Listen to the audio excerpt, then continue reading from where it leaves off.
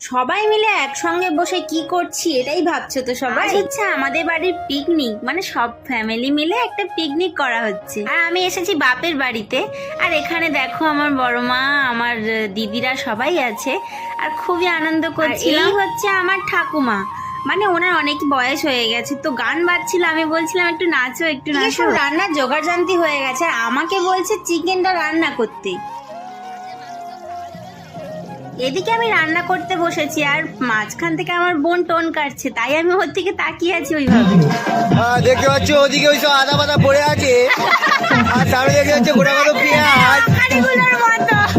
এই দেখতে পাচ্ছি আমার অ্যাঙ্গার, এই যে একটু মুখটা দেখাও।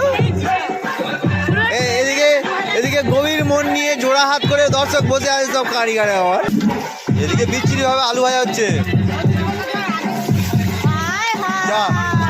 সে একটা আলু রাগ করে চলে গেল ও পাশে, বলে আমি যাবনি করার মধ্যে। এই যে যার কথা শুনতে পাচ্ছ উনি আমার বর, মানে ও একটু সবাইকে হাসাতে ভালোবাসে আর ওর কথা শুনে সবাই খুব হাসাহাসি করছিল। এদিকে আমি রান্না করতে বসেছি বলে কথা, আর এইদিকে দেখো এরা দুজনে চলে এসছে গন্ধ শুকে শুকে। শেষমেশ আমার রান্নাটা হয়ে গেছে আর ওদিকে দেখি দুজনে কলা পাতা কেটে নিয়ে আসছে। জেঠু দাদাকে জিজ্ঞেস করছে এত বড় কলা পাতা কি করবি, আর দাদা উত্তরে বলছে এই কলা পাতাটা আমরা বসে সবাই মিলে খাবো। রান্না করে উঠতে অনেকটাই বেলা হয়ে গেছে আর এখানে খাওয়া দাওয়া শুরুও হয়ে গেছে আর আমারও খুব খিদে পেয়ে গেছে। এই যে দেখে নাও আমাদের খাওয়ার জায়গাটা কত সুন্দর করেছে, মানে খোলা আকাশের নিচে কলা পাতার মধ্যে বসে খাওয়া হচ্ছে। কি যে শান্তি লাগছে আর সেই ছোটবেলার কথা মনে পড়ে যাচ্ছে। যাই হোক খুব খিদে পেয়েছিল আর এনারও খুব খিদে পেয়েছিল, দেখো আমার থালাতেই খাওয়া শুরু করে দিয়েছে।